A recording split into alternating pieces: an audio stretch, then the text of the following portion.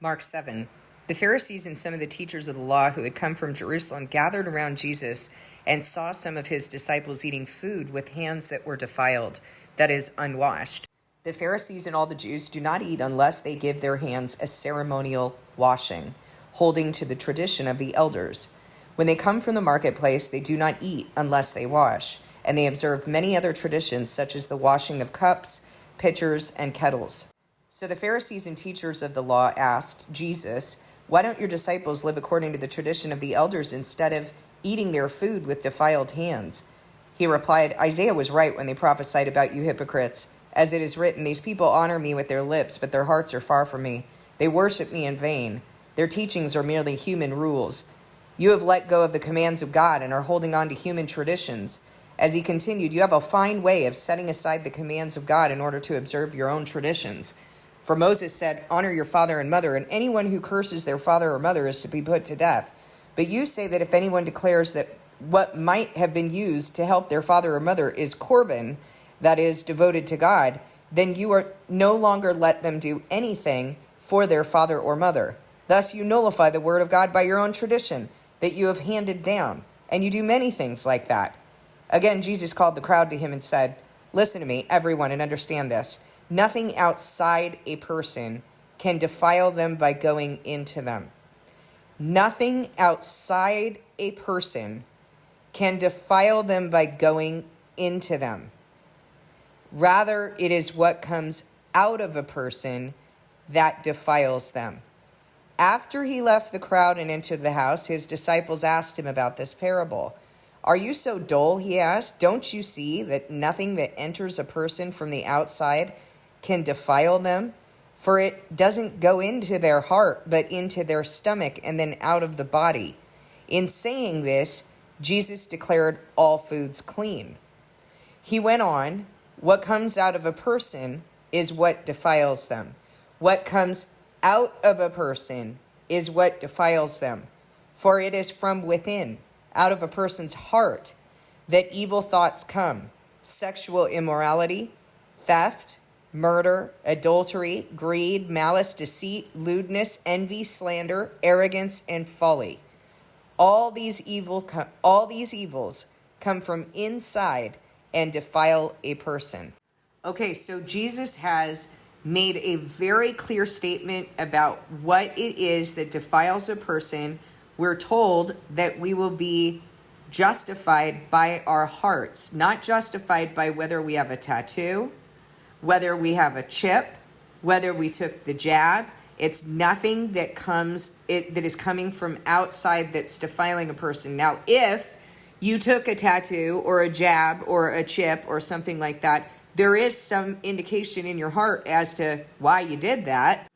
But what is coming from your heart is what is indicating to whom you belong. And what is coming from your heart is coming out of your mouth. Your mouth, what you're speaking, is a behavior. It's coming out of your deeds. It's coming out of your beliefs and your thoughts. And we're told that what the mark of the beast is something that is in our right hand and our forehead, or on our right hand and on our forehead. Where's it coming from? It's coming from the heart. That's what comes out of what? What we're speaking, what we're doing, what we're thinking. So you have right here in verse 20, he went on, "What comes out of a person is what defiles them. For it is from within, out of a person's heart, that evil thoughts come: sexual immorality, theft, murder," behaviors, these are behaviors, "evil thoughts," or thoughts coming from your forehead, "adultery, greed, malice, deceit, lewdness, envy, slander, arrogance, and folly." All these evils come from inside and defile a person. God said early on when he talked about Sabbath, he said, "This is going to be a sign on your right hand and your forehead between the two of you." So there are behaviors that are signs between you and him that you're in him.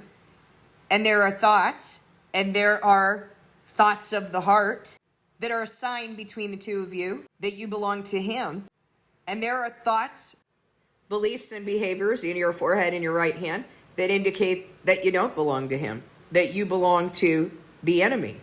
And Jesus discerned whether people belonged to him or not when he was here by the fruit that was coming out of him. In the book of John, he told people that the reason why they couldn't understand his message, the reason why they couldn't believe in his message, and that their thoughts were in conflict with his message, is because they were children of the devil and their desire was to do what the devil wants to do. So there's an indication, an implication that your thoughts, your beliefs, and your behaviors have to match up with being a child of God. So if you're interested in things that are here, if what you keep choosing is the world and this life, or you're afraid of man, and you're afraid of what they can do to you, that's not an indication of being a child of God, and there's no other option, but that is an indication of being a child of the devil. Those who have crossed over to being children of God all crossed over from death to life. So there is hope, but I'm going to tell you right now that the Antichrist will rise in less than a year and a half, and you better be ready. You better have returned to God. You better be bearing certain fruit of being one who is his. Because Revelation 9, when talking about when that Antichrist rises, when the star falls and Satan has lost his place in the heavenly realms and he goes down into the shaft of the abyss and he comes up and the smoke rises from the furnace and he overpowers and kills the witnesses, as is written in Revelation 11, and then he begins his Antichrist reign. It says a little later in that chapter that no one repents. No one is returning to God at that time. So that means you better have returned to him. It also says in Revelation 9 that those who did not have the seal of God, well, that's the first time it's actually mentioned that in the trumpets. Even though we know that they were sealed prior to the trumpets being blown, now it's specifically referring to this in the fifth trumpet for a reason. Because you had better be bearing the fruit of having the seal of God by the time that fifth trumpet blows. You had better be bearing the fruit of one who has the seal of God by the time that fifth trumpet blows next year, in less than a year and a half. And I'm going to tell you right now that it takes a while to bear the fruit of God. So you need to be returning now. You will not have an opportunity later. You need to make your decision now. You are being tested right now through various things that God is bringing on the earth, whether it's the destruction that he's bringing to the earth, the floods, the earthquakes, the famine, the pestilence, the fires and tornadoes and scorching heat, etc., etc. The things that you see in the news on a daily basis. I can't even believe that anyone would ever harm a little baby, and yet I'm seeing this daily in the news. Wild beasts, the evil of man. You're seeing what's happening in this land of Israel in the Middle East. Not Israel according to what the word says. The word says Israel is God's people. Those are not God's people because they don't follow his word. And counterfeit Christianity would understand that if they also followed his word. But they don't either. You're being tested right now to look at these things and wonder what's going on. To go and sit in God's counsel. Every time you listen to my videos and I tell you at the end of the video, go discern this with God. That is a test as to whether you actually do it.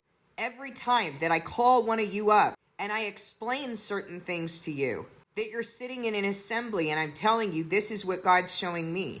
I'm not wasting my breath. I'm doing what I'm supposed to do in my covenant.